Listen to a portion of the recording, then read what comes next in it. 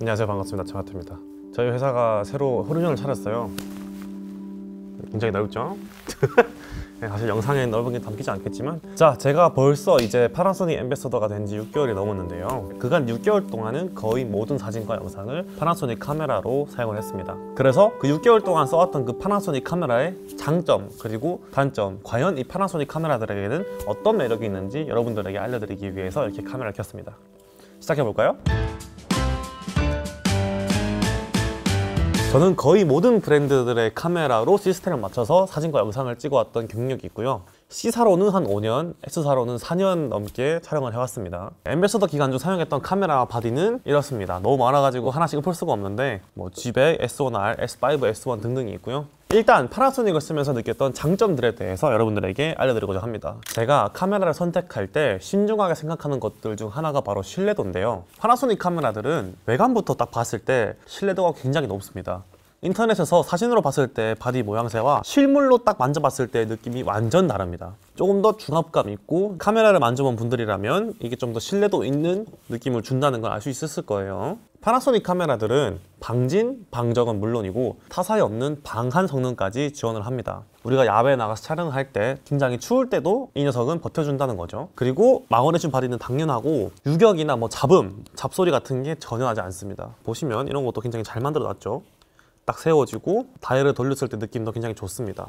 S5를 제외하고는 모두 다 풀사이즈 HDMI를 장착하고 있어서 따로 레코더로 연결하거나 모니터로 연결하도 굉장히 쉬웠습니다. 태도로 촬영할 때도 말썽을 일으킨 적이 딱히 없고요. 특히 제가 S1을 메인 바디로 계속 사용해 왔는데 그때도 4K 10피트로 찍을 때 발열 현상이 단 한 번도 없었습니다. 사진을 찍을 때도 마찬가지였어요. 내가 고해상도 사진이 필요하다면 S1R을 사용해서 촬영을 했고요. S1을 가지고 나갔을 때에도 초고해상도 모드가 있어가지고 약 8천만 화소의 사진을 찍을 수도 있었고 그보다 더 높은 해상도가 필요하다면 S1R로 약 1억이 넘는 해상도의 사진도 뽑아낼 수가 있고요. 그리고 제가 타사 풀프레임 미러리스로 찍을 때 웨딩을 찍거나 이럴 때 카메라가 갑자기 멈추거나 갑자기 셧다운 돼버리는 경우가 많았는데 파나소닉 카메라를 쓸 때는 그 현상이 한 번도 나오지 않았습니다. 이거 좀 신기하더라고요. 촬영을 한 다음에 버퍼를 비우는 중에 카메라를 껐다가 다시 켠다거나 그럴 때 잠깐 멈출 수도 있잖아요. 그런데 파나소닉 카메라들은 그런 현상이 단 한 번도 없었습니다. 아무래도 프로페셔널을 지향하기 때문에 그런 점을 굉장히 중요하게 생각하나 봐요.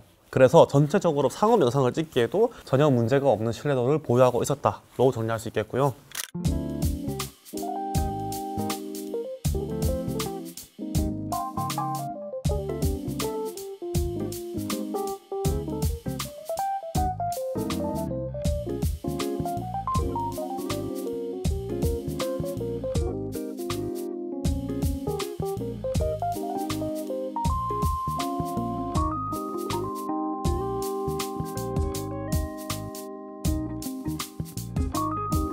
두 번째는 화질과 DR면에서 동급 대비 조금 뛰어난 편입니다. 영상 캠코더를 만드는 회사니만큼 4K가 안 되는 카메라가 현행 중에는 하나도 없습니다. 특히 영상은 4K 10비트가 거의 다 되고요. 이 S1R도 편법으로 할 수 있고 S1도 되고 S5도 되죠. GH5도 되고 GH5S도 4K 10비트가 됩니다. 특히 이게 입문자들에게 굉장히 좋은 게요. 마이크로 포서드도 센서 크기 대비 굉장히 좋은 퍼포먼스를 보여주고요. 이 GH5랑 이 G100이랑 화질이 비슷합니다. 이 G100은 70만원 정도 하고 이 GH5가 150만원 정도 하는데 사진을 찍거나 영상을 찍을 때에도 화질이 비슷비슷해요. 물론 GH5가 성능이 좀 더 좋습니다.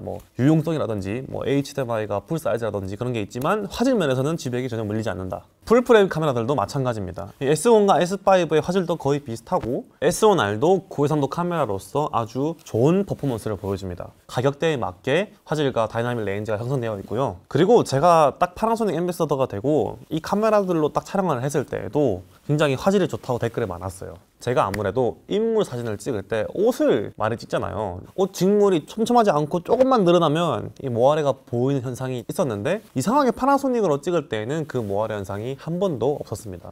좀 신기하죠?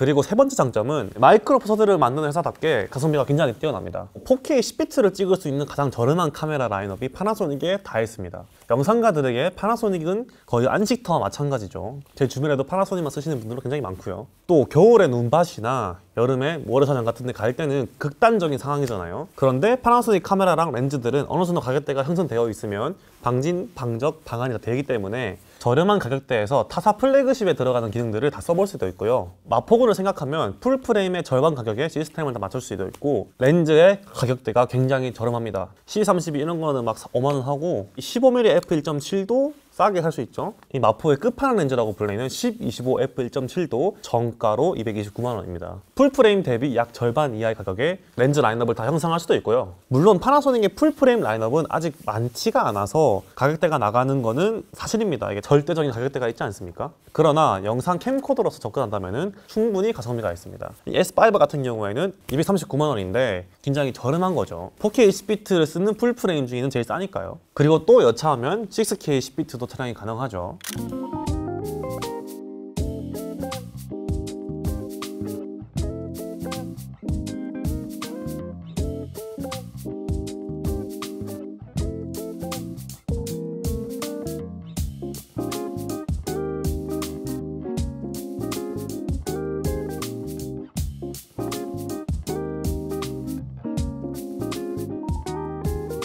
그리고 네 번째는 편의성이 굉장히 좋습니다. 손떨림 방지는 말할 것도 없이 굉장히 좋고요. 특히 GH5가 손떨림 방지가 장난이 아니에요. 손을 떨면 어디로 떠는지 보여주는 기능이라든지 4K 포토, 6K 포토, 포스트 포커스, 포커스 스태킹, 고해상도 모드 같은 것도 타사에는 없지만 파나소닉에 있는 강점이라고 생각이 들고요. 또한 나이트 모드라든지 풀사이즈 HDMI에서 넣어주는 것도 그렇고 C타입도 다 들어있습니다. 폰을 주머니에 넣고 있어도 사진을 찍은 다음에 이 사진을 바로 폰으로 전송해주는 기능도 아주 명확하게 잘 썼고요. 인터페이스도 복잡한 편이 아니고요. PSAM 모드에서 영상을 찍을 수도 있습니다. 이거는 안 되는 브랜드도 있거든요. 색감 설정도 섀도우 하이라이트 설정도 다 가능하고요. 캠코더를 만드는 회사답게 거의 전 모델이 영상 제한 시간이 풀려 있습니다. 파나소닉을 쓰다가 다른 걸 쓰다 보면은 왜 안 되지? 하는 기능들이 좀 몇 개 많이 들어있어요. 그 점이 장점이라고 생각이 되고요.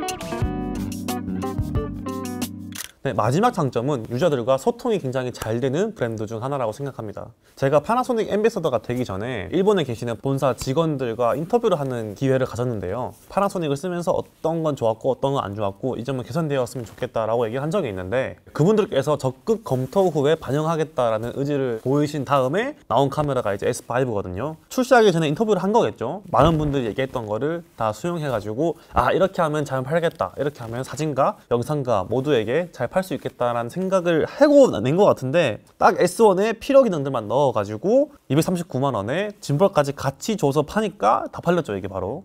그리고 AF 성능도 굉장히 향상되었고요. 또한 펌웨어 업데이트도 꾸준히 해줍니다. 제가 항상 갓성비 바디라고 부르는 G9도 출시된 지 2년이 되었는데도 펌웨어 업데이트를 계속 해줘서 거의 새로운 카메라로서 활용을 하고요. 이 S1과 S1R은 S5에 비해서 AF 성능이 떨어지는데 이걸 2020년에 펌웨어 업데이트를 또 해준다고 합니다. 카메라를 내서 파는 게 다가 아니라 카메라를 낸 다음에도 계속 유지 보수를 해주는 거죠. 이 점은 굉장히 좋은 것 같습니다. 한번 사놓으면 최소 2년 정도는 펌업을 계속 해주는 것 같습니다. 네, 여기까지가 사용하면서 장점들이었어요.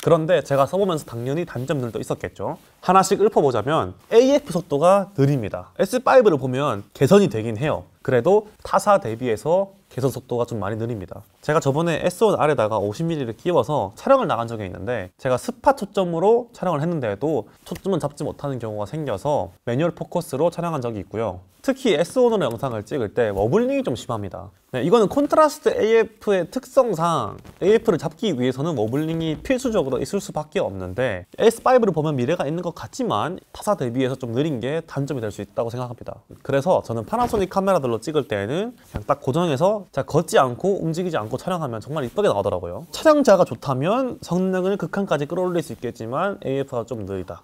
두 번째는 무겁다는 겁니다. 이 마이크로 포서드지만 이 GH5가 700g 되고요. 이 S1R은 1kg입니다. 지금 이렇게 세로 그립을 끼워 놓으면 약 1.5kg가 되어버리는 거죠. 1.4kg, 3kg인가? 다행히도 S5는 700g대로 출시를 했는데 타사는 원래 700g대였죠. 그래서 야외 촬영을 할 때는 모노포드나 삼각대를 꼭 챙겨서 촬영을 하고 있습니다. 그리고 무거우니까 짐벌을 큰 걸 줄 수밖에 없어요. 짐벌을 작은 걸 쓰면 애초에 올라가질 않습니다. 여기에다가 이제 50mm 딱 끼면 2.3kg거든요. 원하는 짐벌 중에서도 좀 무거운 것들만 되겠죠. 미러리스의 장점 중 하나였던 컴팩트보다는 신뢰성과 화질에 몰빵한 것 같아요. 그리고 로우 연사가 좀 느립니다. 이게 6K 포토로 찍을 때는 물론 문제가 없어요. 그냥 JPG로 그냥 뽑으면 되니까 초당 30연사 되니까 잘 찍을 수 있는데 로우로 연사를 할 때는 좀 짜증납니다. 이 AF-S일 때는 뭐 초당 11연사 되는 것도 있고 9연사가 되는 것도 있는데 이 AF-C로 촬영할 때는 초당 7, 8메가 거의 한계예요. 연사가 느린데 AF도 느리니까 움직이는 물체를 찍기가 좀 힘들었어요. 패닝샷을 찍을 때 차가 간다던가 그런 걸 찍기에는 좀 무리가 있죠. 또한 CF 익스프레스가 비싸요. 얘네들이 CF 익스프레스 B를 쓰는데 이 128기가가 약 30만 원입니다. 이걸 쓰면 완전 사용성이 달라지고 버퍼를 완전 빨리 비워주긴 하는데 이게 너무 비싸다 보니까 조금 지갑 사정이 안 좋아진다. 물론 이건 SD카드를 쓰면 되는데 그래도 단점은 단점입니다. 그리고 생각보다 배터리가 조루해요. 이 S1R 배터리를 보시면 굉장히 크거든요.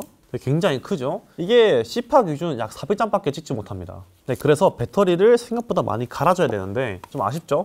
네, 여기까지가 제가 파나소닉을 써보면서 느꼈던 장점과 단점들이었고요. 실제로 써보니까 정말 매력적인 시스템인 거는 변함이 없습니다. 제 채널을 쓰면서 화질이 정말 좋아졌고 보크도 이쁘다 이런 얘기를 많이 들었어요, 댓글에서. 그런데 초심자에게 추천드리기 조금 어려운 이유가 AF인데 사실 이 파나소닉 카메라들이 AF만 빼면은 정말 좋은 카메라거든요. 지금 현존하는 풀프레임 미러리스를 만드는 회사들 중에서도 최강이라고 생각을 해요. 이건 진짜 진심이거든요. 특히 이런 스튜디오 촬영이나 정적인 촬영이 주라면 이 파나소닉 카메라들이 최고의 선택이 아닐까라고 생각합니다. 제가 항상 얘기해요, 파나소닉 관계자분들한테. AF 좀 어떻게 해달라. 그래서 S5가 좀 잘 나온 것 같지만 조금은 발전해야 되지 않나 생각이 들고요. 그것 이외에는 사진, 영상 둘 다 거의 최강의 카메라라고 설명드리고 싶습니다. 네, 반박시 댓글. 오늘 영상은 여기까지였고요. 다음에는 조금 더 재밌고 유익한 영상으로 찾아뵙겠습니다. 뿅!